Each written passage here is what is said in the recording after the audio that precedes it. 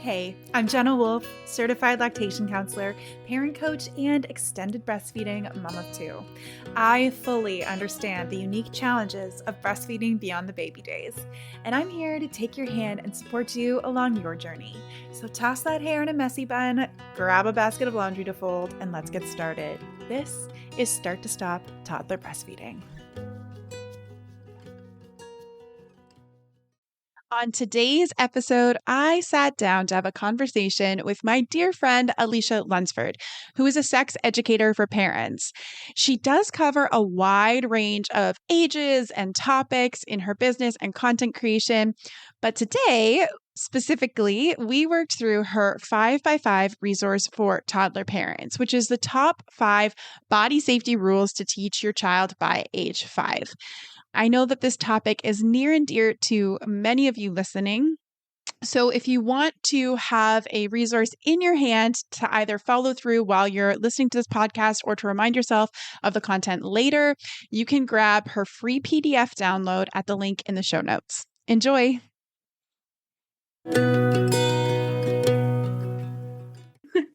Alisha, I am so excited to have you on the podcast today. This is a topic that I have personally been pretty passionate about since becoming a parent myself. And I know that it's one that can feel really, really big for us as parents, especially when our kids are young and we're like, are we protecting them? All of those questions that can come into our mind, and it can feel really confusing and difficult to navigate. So first of all, I think it's amazing that this is the work that you do. And I'm really excited to be able to provide you as a resource for the audience of this podcast. So I wanted to say thank you. First off. Yeah, thank you for having me. I am pumped to be here. So I really, really appreciate just the time to sit with me and talk about this stuff. I could talk about this stuff for days. So I know. Absolutely. First off, I'd love to provide an opportunity for the audience to get to know you a little bit better. So can you tell me and everyone listening about what it is that you do and a little bit about how you got into this particular niche in the coaching world? So my name is Alisha Lunsford. My business is Sexpert Parenting, and I am a sex positive parenting consultant and support. So basically, what that boils down to is that I help parents talk to their kids about bodies and sex and sexuality and all the things, little nooks and crannies that go along with that. And I also work with parents to really, so many of us were raised in a very conservative household and background, and which kind of comes along with a lot of internal shame and some barriers around that. So I help parents sort of navigate that as well before they talk to their kids, so it's not trickling down. But my background is exactly that. I grew up in an incredibly conservative household, and when I went on to have my kids, I've got 2 kiddos. I had no idea how to have this conversation with them.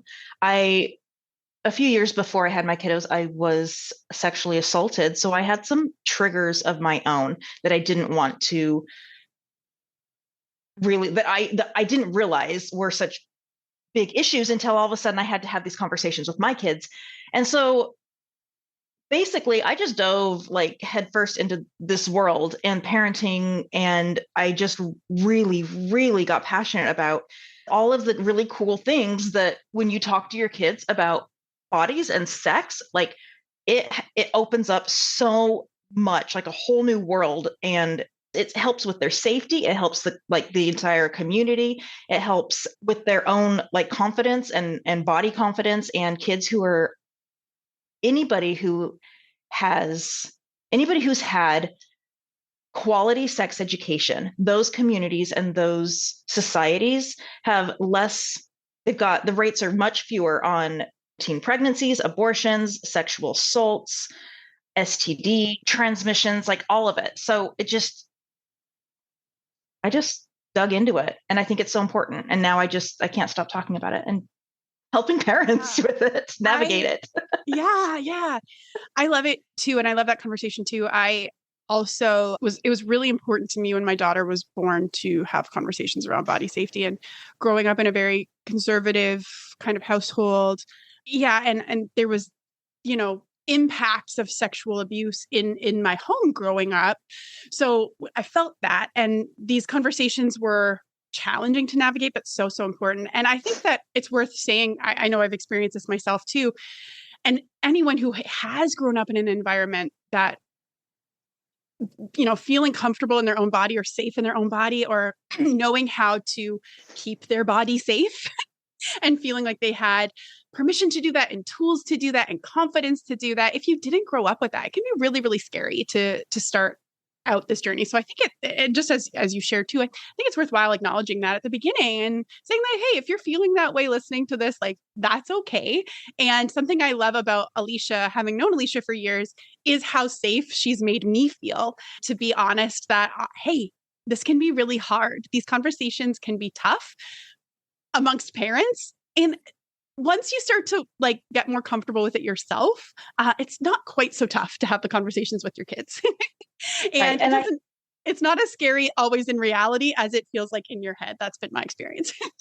Well, right. And I think it's like just exactly what you said. Like it's important to recognize that this is uncomfortable stuff that we're having conversations about. And you are absolutely not alone if you're uncomfortable in this. Like pretty much every parent I work with is uncomfortable. There's some sort like sense of shame. There's some sense of triggers or something going on. That's because so much of our generation was raised in like a purity culture or like a shame-based, if you touch yourself, a puppy's going to die kind of culture. And that's something we all kind of have to get over and work through so that we don't pass that down to our kids. So it's certainly not uncommon. Like that is one of the most common things for parents to struggle with in these conversations is their own uncomfort. Yeah, totally. And I think that this kind of leads into our topic for the day. A lot of times as parents, we get really ahead of ourselves and we're like way down the line and we start to get overwhelmed by all of the things that we want to talk to our kids about, have our kids feel certain ways about, or, and I think that sometimes we want to share like our values with our kids, all those things. And that like, there's not anything implicitly wrong with any of that, but sometimes we get really far down the line. And we're talking about toddlers here. But that doesn't mean that we can't be taking the kind of baby steps in the early days that can be like can support our kids to reap all of the benefits that you were speaking about earlier, Alisha. And that's kind of what I want to talk about today is your 5x5 kind of resource. So I would love to dig into that specifically. Yeah. And what I think we'll do is if anything comes up that I think relates specifically to aspects of like toddler breastfeeding, I'd love to like kind of like insert that a little bit, but just kind of like have a conversation around what is it that parents of toddlers can do? What is the most essential small baby steps that they can be taking from the beginning, slowly over those toddler years to set their child up for success? Yeah, absolutely. And I think that starting in like little kid, toddlerhood, like this is the perfect time to set that foundation. So you're not having to backtrack, like just start fresh, and this is the optimal time to start having these conversations. The safety worksheet that I'm going over, it's a free resource that I offer and you can get it from my website, but it's called the Top 5x5 Body Safety. Yeah, and do you have a specific URL that you can share with people right now so that they can grab it and they don't have to take notes during the podcast? Yeah. So it's my website. So it's sexpertparenting.org and /5x5 should take you straight like there. And number 5 BY number 5. Yes. Awesome. Thank you. Yeah. Yeah. And I can provide like links and stuff too, if that's helpful. That'll all be in the show notes. Definitely. Yeah, absolutely. So if you want to grab that and then you can follow along, you don't have to, write everything down, but we'll just kind of dig into it a little bit deeper than it's just a 1-pager. So there's a lot more to it than just the few little sentences that are on there. Yeah. So in order to help keep your kiddo safe, the very first thing that you should be focusing on is teaching them the names of their body parts. So the actual words, you need to say the word. Some of us are uncomfortable with it. And if you are uncomfortable with it, practice on your own. Like say it to yourself in the car, in the shower, whatever. Just get used to your mouth forming those words so you can just say it. But what we're talking about here is going to be like either butt or bum, right? Anus, urethra, breasts, nipples, penis, scrotum, testicles, vagina, vulva, and clitoris. Those are the words we need to be using. And those are the words that our kids need to be using when they're talking about their bodies. And one of the most important reasons for this is, well, there are a few, but for example, if your kid is ever injured or hurt and they go to the doctor, obviously, if they can explain specifically where they hurt, and this can be anything from like a diaper rash, right? If they can specifically explain where they hurt and what hurts, it's so much easier to treat them. So if there's a difference between a diaper rash or like a UTI, if they can tell you, obviously, if they can communicate it, obviously it's easier to treat. Yeah. Just even on that note, like my daughter fell at the park and kind of like landed really hard on a bar, like right between her legs. And having had these conversations and these words was really helpful. She was able to tell me right exactly what hurt. And, it was really helpful. So yeah, on a really practical level. It's good. And you know what? Like my daughter did the exact same thing at the park with a bunch of other parents around. And when it happened, she just started screaming like, my vulva! Yep. It was like, cool, thanks. Embarrassing, but like at least we know where you're hurt. Yeah. And you're using the right words. So I guess, yay, parent win on that aspect. Yeah. But really, kids knowing the actual names of their body parts is one of the biggest deterrents of child predators, for child predators. So if there is somebody who's looking at possibly targeting your kid, the fact that they know what their body parts are called and they're using those words, that's really an indication to them that they have an open and ongoing relationship and communication with a safe adult about their body. And that is a big, that's obviously not what they're looking for. So just your child knowing those body parts can just straight up deter child predators. Now, if your kid comes home like saying like wee wee or hoo ha or whatever, it's not necessarily that you need to freak out, but it is an invitation to sort of get an opportunity to just get curious and be like, oh, that's a funny word. Where did you hear that? Likely it's going to be from the playground, right? You're like, oh yeah, that is a funny word for that. What is it actually called? Okay, cool. Let's go around our business. It's not a big deal, but just make sure they know what it actually is and using those most of the time. And that even breasts and nipples is part of that conversation as well. And so of course, being as like you're breastfeeding a toddler and you're weaning, it can be, for some families, it's uncomfortable to explicitly say like, that is mom's breast. This is breast milk. That is mom's nipple. And so you can start there with those, just being very explicit about that anatomy on yourself. And it supports your child too. And sometimes a fear that comes up that I notice with families around that is that their kids are going to say them in public and say these, words that might feel uncomfortable. And I think that it's valid to have that sense of embarrassment or concern. But I think that it's also important to like kind of question that and check in with like, okay, so what? So what's going to happen if that does happen, right? Yeah. And I can tell you that exact thing happened with my daughter. I was at Target and my daughter informed the cashier at Target that she has a clitoris. And this was 10 years ago or so, but I don't know. I will never forget that moment because that was absolutely horrifying. And I'm sure that Target employee will never forget that moment, but hey, it happened. And you just roll with it. Too. It can be a positive thing. Maybe that Target employee was like, oh, wow, this kid knows what's what, not ashamed. That's awesome. It's actually a great thing something that I know that you share and have said to me personally is that as adults, we're often sexualizing and sensualizing, for lack of a better word, body parts and conversations about body and things that to kids are pretty just matter of fact and neutral. And for example, the word clitoris can be it feels right. It feels very something. I don't know. And it doesn't have to be that when we're having these conversations. We don't have to make it. Oh. Right. Absolutely. Adults, and especially in society today, everything is sexualized. So, and as adults, we sexualize everything. And you know what? Kids don't have that. Toddlers don't do that. If they're talking about body parts, if they're even for like self-touch and stuff for toddlers when they're doing that, it's more related to self-soothing, and it's not at all a sexual act. And I think as adults we over sexualize everything, and we really need to get back into the frame of mind that it's not sexual to a kid. Like these are just body parts. This is just science. This is just every mammal has these. This is just how it works, and it's really cool. And educating your kid on that is important. Right. But it doesn't have to be anything about like actual sex or orgasms. You're not talking about that. Exactly. So it's no different than being like, here's your ear, here's your nose, here's your elbow, here's your vulva. It doesn't have to be, it's that neutral.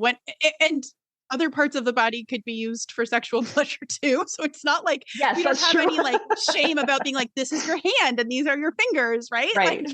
So it is something that we get hung up on, that maybe, if we look at it a little bit more neutrally and rationally, it's not as scary as we might. And even when you're doing like head, shoulders, knees, and toes, right?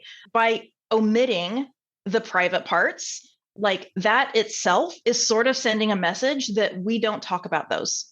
Those are shameful. Those are secret. Those are hush hush. We don't like to talk about that. So by making sure that you are including all of the body parts when you're talking and teaching your kid about the body, just lets them know that it's just a body part and it doesn't need to be a secret or shameful body part. So yeah, it's really important to make sure you are including those, and just the fact that you're not could be sending a message that you don't want your kid to have. Yeah. Okay. Sorry. I think we went off a little bit. So the second safety rule is about consent. And obviously just teaching your child at a very young age and then obviously this is not sexual consent, that comes later. But if your child has a really strong foundation of what body consent is, sexual consent is going to come a lot easier to them. And I think especially for parents who are breastfeeding, that's incredibly important I guess it is incredibly important, but I think it also gives you an opportunity that other parents don't necessarily have to practice that with your kiddo, to be like, this is like, not that I'm ever going to really deny you access, but, or maybe I am, but this is my body. And like, I have I have a boundaries communication guide that you can get at my website, ownyourparentingstory.com/guide. And I talk about the importance of consistency around boundaries, but not consistency in the sense of your yes always has to be the same yes, and the no always has to be the same no. So it's like, we're never going to do actually the consistency. And I think that this is the importance, and it kind of goes into the next step of the 5x5 as well, is that when it's a no for you, and you are breastfeeding anyways, and that no is a no, or whatever it is, that's an inconsistency. That's when your internal intuition, what is good for you and not good for you in that moment, what your yes and your no are not consistent with your behaviors and with your actions. And so a lot of times this comes with clarity. This is like a really big topic around breastfeeding, and something that sometimes it takes parents months of coaching and support to kind of like work through. So I'm not trying to insinuate that this is like a simple like thing either. But when we're talking about consent, it is an opportunity to model that for your kids. And it's okay if you're struggling with that. I do have that guide that can kind of like get you started, but it's just as simple of like, this is okay with me and this isn't okay with me. And then your kids are going to have the feelings that they may or may not have about that. Right. And exactly. And through that afterwards. Right. And that consent is not a blanket policy. It's not like consent the first time means that it's consent the second time, or even that like, if you're continuing to play or tickle or whatever, that consent, if you have consent, that it continues. Like, you should constantly be checking in with your body. You should constantly be checking in on, is this still okay? And you can say stop. You can say, I don't want to do this anymore. And I think that the most important thing we can do as parents to really drill in consent with our children is model it for them. Yeah. And respect their decisions on consent as well. Yeah, that's a big part when you're around even breastfeeding boundaries, but in general too. Yeah, if you are modeling, oh, it looks like this is a no for you right now. Is that what that's a no? Okay, I understand. Like, Right. I ask my kids before I give them a kiss on the cheek, like 90% of the time. It's habit for me. And I will tell you, I am darn disappointed sometimes when they say no. You wanted to give them that kiss on the cheek. But they said no. And Right. if And I but expect my honoring kids, that is yeah, so, it tells them that you're backing them up, that you are on their side, that they yeah. truly have And autonomy over their body. yeah, and it makes that connection to like, oh, mommy said no. Like, well, that when it's a Hmm. stop or when it's a no, like that's Hmm. mommy's body and her feelings too. And it's not Hmm. always perfect and easy. And there's a lot more to it, especially when we're talking about little kids that might need support with co-regulation and they might need other things that are going on. And there might be reasons that it's a no for you that aren't really about breastfeeding, and that might be an opportunity to work through those things too, right? Like it Right. opens that up. But on the surface level, having those conversations and just teaching that simple, like a yes is a yes and a no is a no and a stop is a Hmm. stop. Yeah, it sets you up And for all the good things. right. And I love that you include body language too, because like it's not just about words. It's Right. we need to be looking at body language as well. But yeah, I think it start early, talk often, do it a lot, and you'll be good. Yeah. And I think that goes right into number 3. Yes. So the third one is it talks about icky feelings. And basically this is like a kid-friendly way of talking about their intuition, their gut feelings, like following their own internal guidance, right? And this is super duper important. And it's probably one of the hardest things to teach. But once you kind of get the hang of it and you really back your kid up when they say that they may be having an icky feeling and you believe them and you listen to them, it's one of the most important things that you can teach any human. And starting young is like the best way to make sure that it is instilled in them for the rest of their life. But really, it's just like teaching them to check in with their bodies. If they're feeling like something's kind of like, ooh, if they get that kind of like, oh, or icky or yucky kind of feeling, some kids kind of get it in their tummy. It makes their tummy kind of hurt, or like their brain kind of, or like their head sort of makes like a stop, like, ooh, I don't know about that, like a pause moment. Those are the ones that you want to like jump on and be like, ooh, how are you feeling? Like, do you feel comfortable with this? Do you not feel comfortable? Is that kind of like an oh, icky feeling? And what their job is, as soon as they feel that, is to stop what they're doing and tell a trusted adult and talk to an adult. And it's super important that the adult takes them seriously, right? Like if your kid has icky feelings about picking up their toys, then you can address that. You can address that at the time, but you need to like get down on their level, look at them in the eye, ask them about it, talk to them about it, and then let them know, okay, you know what?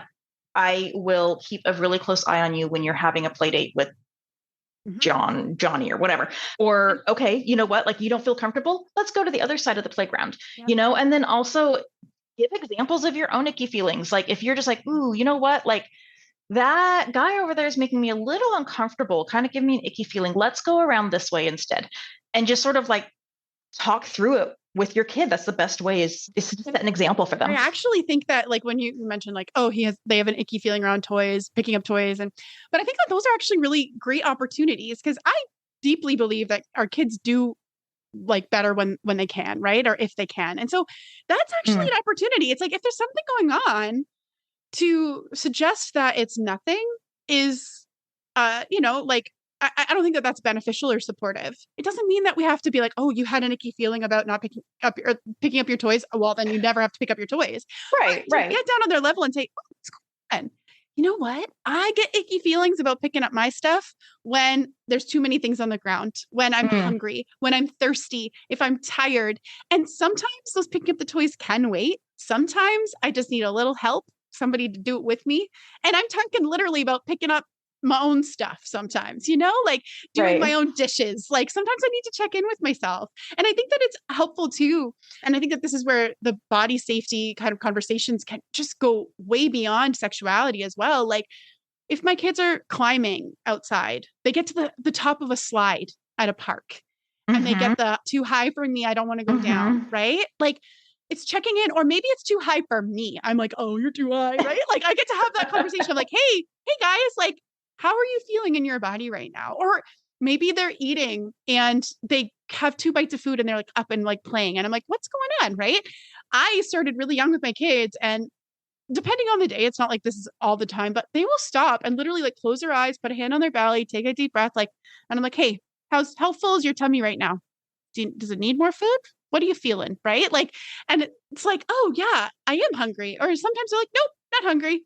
But that's all that like interoception that we're like supporting them to like get more in tune with the sensations that are inside their Yes. body, which is exactly how they develop and strengthen that skill of intuition, right? And Yes. noticing that. Yeah. And So, I love the example of like what you just said about like, yeah, I get icky feelings too, having to clean up my stuff, like it's, I get it. Let's figure out what the situation is. And I mean, that is 100% not letting them get away with not picking up their toys, but validating their feelings. yeah. And then letting them know, like you validated their feelings and they have to pick up their toys Yeah. and But what, finding how out can really we do what's that? going on. Yeah, and the skill of even like how can we do that in a way that's going to feel good for you? Like that's not going to feel like torture. Can we make it a Right. game? Can we do which is literally like that's a life skill, right? Like, oh, this thing Mm-hmm. needs to be done. Okay, cool. Like how can we problem solve? How can we be creative about this? How can we innovate? How can we like what do I need? What do you need? How can we get these things done, right? Like it's Mm-hmm. collaborative, it's problem solving. And I've had it with my kids where if it was a toy picking up example, sometimes there's a little bit of a compromise. Like, oh, the reason you didn't want to pick that up is that you're still playing with all of those Legos. Okay, awesome. But they're all over the Right. floor. So what are we going to do about that? Right. Like, and every time I, in my head, have the thought, like, oh, my kids are just being difficult, I'm humbled. My kids are a lot smarter and their desires and their motivations are a lot more pure than my brain jumps to immediately. And oftentimes what's going on when we like take a little bit of a deeper look, it's like, oh, okay, that makes Right. sense. And And to be there's a way honest, forward. this is great practice for us as adults too. Like Yeah. this is great communication skills with anybody, not just your kid. Right. Like Right. just take a second. Let's find out what's going on here. Ask questions, be Exactly. curious. Exactly. That's so important too, is that like, and then it doesn't mean if your kid has an icky feeling, doesn't mean they don't have to do the thing, Right. but it can mean that you understand, you hear them, they have an icky feeling and you say, look, you know what? Like, this is something that sometimes we have to do uncomfortable things, but I'm going to be right here and I'm going to be really paying attention and watching you. And I'm going to make sure that you're okay. Like it's my Yeah. job to keep you safe. I'm going to make sure that you're safe. Yeah. And And we we've done still it have where, to do the thing. yeah. That's tricky stuff they're going to have to navigate on their own someday too. So no, this isn't always just like cut and dry, simple stuff, but there Yeah. are gray areas. And this is what we do as parents. Like we're Yeah. teaching them to do life. Mhm. Right. So, Totally. yeah. So moving forward, so the fourth safety rule is around secrets. And what I would 100% recommend is that there is always a household or family rule that we don't keep secrets. Like nobody in this house keeps secrets because there should absolutely no reason, especially as a toddler, that your child should keep a secret from you. Nobody should ask your child to keep a secret from you, especially if it comes to their bodies. Right? Yeah. Like that's just a no-go. Sorry, no secrets about that. And I know that I've had some little bit of pushback about what secrets truly are. So in order to sort of clarify, secrets are not the same thing as privacy, right? Mhm. People can have privacy. Like sometimes you need your privacy in the bathroom, privacy in the bedroom when you're changing clothes, privacy when you're having a hard time. So just because you're behind a closed door doesn't mean you're doing something secretive. It's just privacy. And secret and privacy are different. And then also secrets when it comes to like Christmas or birthdays or whatever, any sort of holiday that there's a gift giving, you don't want your kids saying, I don't keep secrets. Here's what you're getting, right?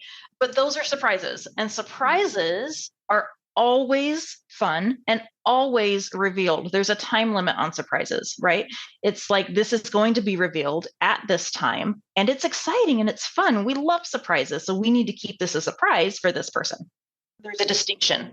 And secrets, because secrets tend to be shameful. There's things that like give you the icky feeling. There are things that are like kept in the dark. And again, private parts are not secret parts. They're just private.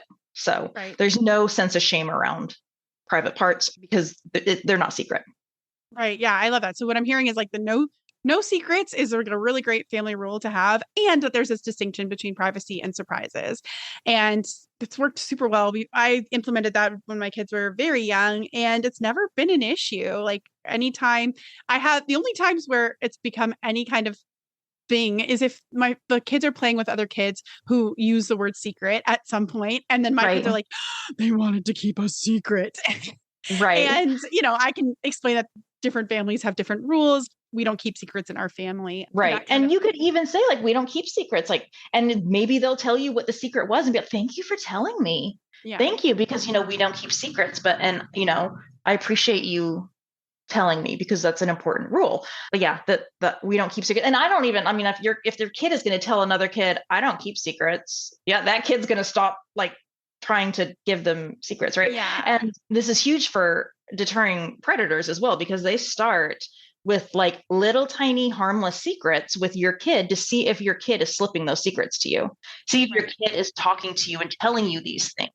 And then those secrets just get a little bit bigger and bigger and more harmful and more harmful. And anyway, Right. so just the whole blanket rule, we don't keep secrets. That's not a thing. There was one situation where I had somebody ask, okay, like we just had a family member who's going to be transitioning. And like, how do I tell my kid? That's not a surprise necessarily. We don't know when that family member is going to be, like coming out and telling other people.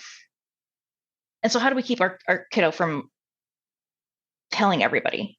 Right. And truly, I think that you can just kind of take that one back to it's private. It's private to that person, and it's their story. That's their story to tell. And sometimes our stories are private to ourselves and to other people. And so, like, if you know something about somebody and it's their story, then that's private to them. And they need to be the one to tell that story, not you. Yeah, I think that's nice because then privacy can really be about it's like one person, one person. It's not, it doesn't involve multiple people. And then if you know something, it's like, well, it does like literally doesn't involve me at all. Right. Like so that's the private to the other person, right? Like it's not about me. So that I understand that could still be like a little bit tricky to navigate in the surprises feel very like cut and dry around this is a surprise where privacy perhaps has more nuance. But I think that makes sense. And I think and also feel that sense of privacy. Like they know when they need privacy, right? Like it's common knowledge to know or like, commonly said when kids are like potty training that they'll start to like, when they're pooping, they'll like go hide in a corner, right? Like it's kind of like innate to us to have those moments of privacy. So I think that it's something that kids can understand too in that way. Yeah. And I think it's like, especially at this age that we're talking about, like if your child knows something private about somebody else at this age, they should probably be sharing that with you, and then you can help determine this is a private thing to them. They need to, be the one to tell the story. Or if you do need to intervene, maybe maybe you do need to intervene. But at this age, it's easier, I think, than it is going to, it gets harder. It gets more like the waters get muddier as they get older. But at this age, just no secrets, privacy, surprises. That's the rule. Yeah. And surprises, I love when you said like they have a timeline, like there's a deadline on a surprise and it's fun. They're fun and they have a deadline. So those are surprises. I love that. Okay, so the very last one is all about tricky people. And I know I'm sure all of us know about stranger danger. And we all probably grew up with stranger danger. But when it comes to child sexual abuse, 93% of child sexual abusers are people that we know and that we bring into our homes and that we trust with our kids. So it's not that stranger driving through your street really slowly in a white van that's going to snatch up your kid. Like that's not the problem. And it's going to be a lot more likely that your kid is going to get lost at a supermarket, at the mall, or wherever, at a park, and they are going to need to ask a stranger for help. And if you have ingrained in them that all strangers are scary, they are going to be terrified when they look around, you're not there, and they're surrounded by strangers, right? Danger everywhere. That's like, could you imagine? Feels scary. So right. So, right. So anyway, so it's so much more likely they're going to need to ask a stranger for help than a stranger's actually going to cause them like the significant danger that we're all really concerned Because about. there's typically grooming involved with sexual Yes. abuse Oh, and that yeah. kind of thing, which then they wouldn't be a stranger. Exactly. So. Exactly. And so instead of using stranger danger, we use tricky people. Like we talk about tricky people. And a tricky person is anybody who tries to get them to break a safety rule for any reason. And their job is to tell a safe adult anytime somebody tries to trick them or talk them into breaking a safety rule.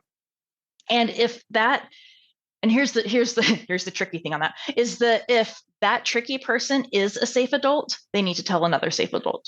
Yeah. And so between two or more safe adults that, obviously pretty secure that your child's going to be watched after and safe, but they need to know that even a safe adult breaking a safety rule, you can tell another safe adult. And you just kind of take it as it happens. So like, if anybody's trying to get them to break a safety rule, maybe kids, especially little kids, like to explore each other's bodies. And that's something that we need to talk about and be like, okay, this is, private parts and all of that.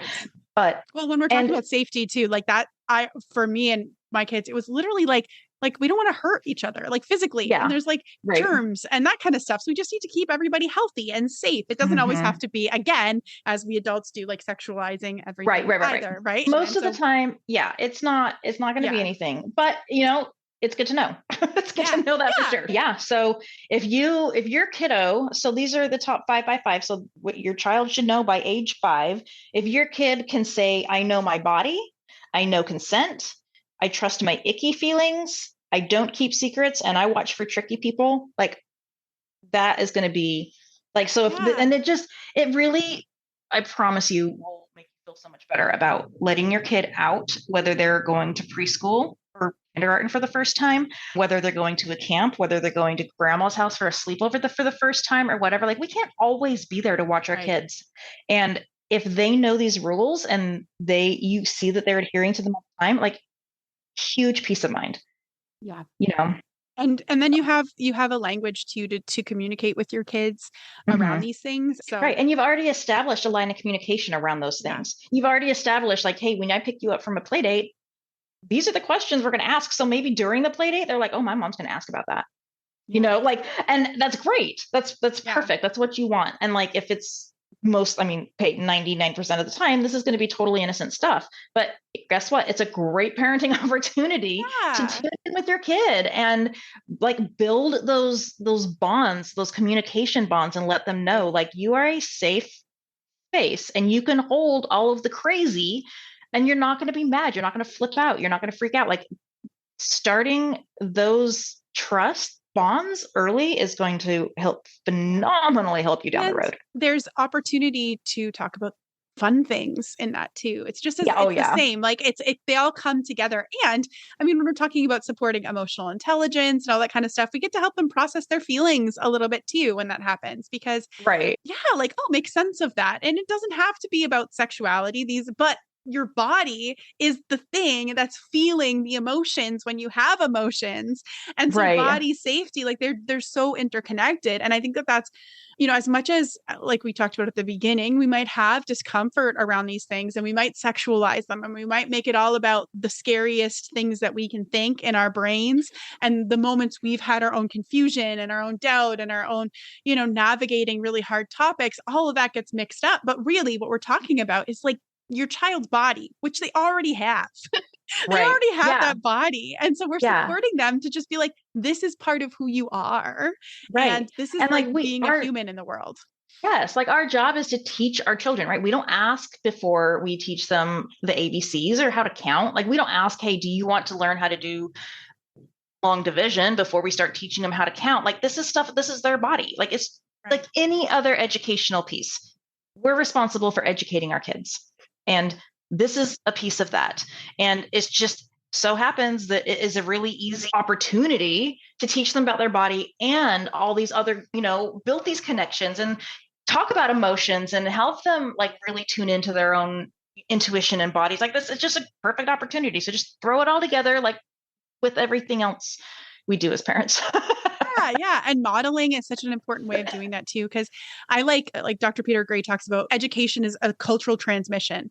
And so I Yes. think that when we're talking about this as like our culture, that we're like cultivating for ourselves, that Mm-hmm. we know our bodies, because this is like, work where I'm doing it as an adult to like strengthen these things and become more aware of these things, right? So as you're doing that, you will be teaching your child that, right? Like it's going to flow out of that. And there are moments where it feels like, okay, I got to cross this bridge that's in front of me and there's this opportunity and all right, we're going in. Yeah. But a Yeah. lot of it doesn't even need to be as like, I don't know, as formulaic or something. And in that way of like, oh, okay, now we have to like, now I need to teach them these things. When it is part of us too, it flows a lot more naturally and there's Yeah. opportunities and your kids ask the questions and the moments come up where these things can be taught. And you have this handy dandy, lovely checklist that you can go through and make sure that you're on your way. Right. Right. And I think like as you kind of just keep it in like look at it and think about it, you're going to opportunities they will just pop up out of nowhere and you'll just be like, oh, let's talk about that. Ooh, let's talk about that. I mean, just like any other parenting thing, like as opportunities come up, seize them. Yeah. Yeah. Oh, So, I love it. Well, it was so wonderful having you on the podcast today, Alisha. oh And my gosh, I really appreciate you letting me just like talk about sex. This is my favorite thing. So thank you for giving me the please. space to do this. Is there any final thoughts or anything that you want to share as we're wrapping up here? No, not necessarily. So my website again is sexpertparenting.org, and you can find this checklist at that website /5 by 5, the number 5 by the number 5. And yeah, you can also go to my website and hit over on contact. And I would love to chat with people who have questions or if anything kind of comes up on how to discuss these. I'm totally an open book. Would love to chat with people to help implement these safety rules. Awesome. Thank you so much for being on today. Thank you. Bye-bye. If you loved this episode, make sure you hit that subscribe button so that you don't miss any episodes in the future. Also, check out my breastfeeding toddler communication guide and cheat sheet to learn how to say no to the feed while still saying yes to the need at www.ownyourparentingstory.com/guide. And that concludes another episode of Start to Stop Toddler Breastfeeding. The theme song is Little Balloon by Jenny and Tyler, and it has been a pleasure to share this time with you. I'll catch you in the next episode.